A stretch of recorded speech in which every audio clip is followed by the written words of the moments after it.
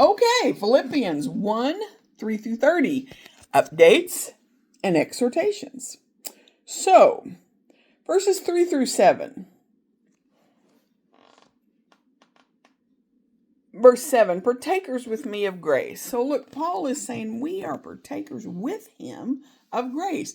It's favor from God that comes our way, which we do not deserve, and grace from God gives us the ability to do. And Paul felt that they have received the same grace as he did to do a ministry. We all have that ability.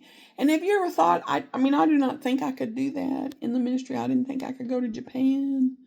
But grace enables us to do and go wherever God calls us. And grace is the ability to do from the Lord.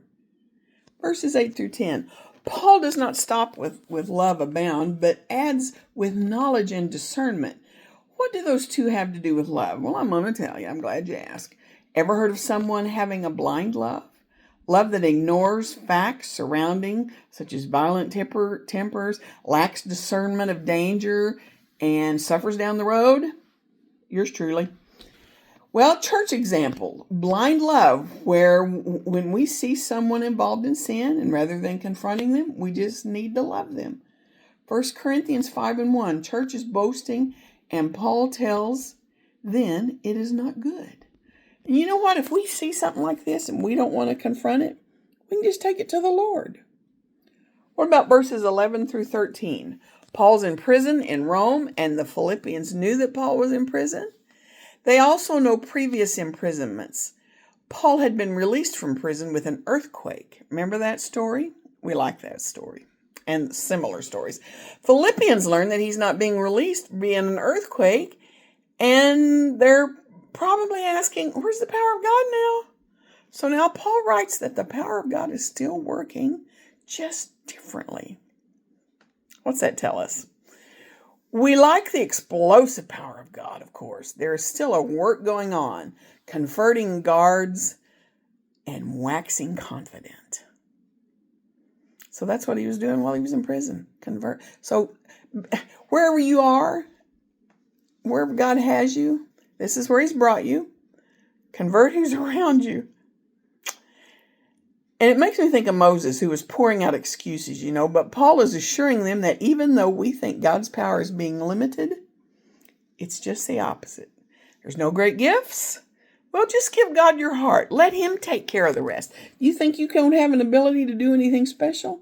Let God decide that. Verses 14 through 18. Because he was in prison, some are emboldened and some are sincere. But others are doing it out of competition. Do we ever do that?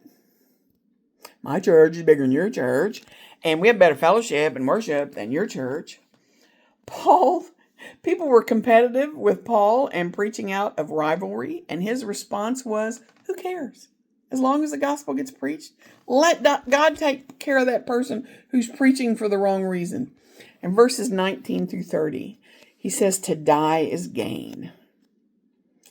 Talking to them about whether he lives or dies, looking at if he lives, can they harvest more fruit? If he dies, it is gain, so it's an upgrade. It's a great attitude to have. I want this attitude, but at the same time, we recognize it is not our attitude, but Paul's. I read something in the Word, and there is a testimony in my heart that says yes.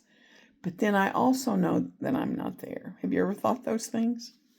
A good time to examine our hearts, if our hearts are not like Paul's, would be now.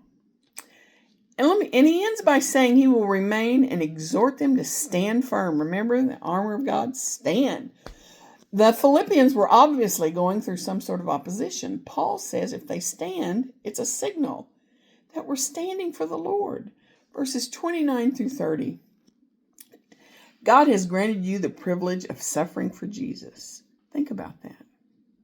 Strange idea. Look at Acts 5:40 through 41, where they beat the apostles. And they were rejoicing that they were worthy to suffer for the name of Jesus. Chapter 3, we will see Paul wanting to know Jesus in his sufferings. So we've got a lot to look forward to. I'll see you guys next week.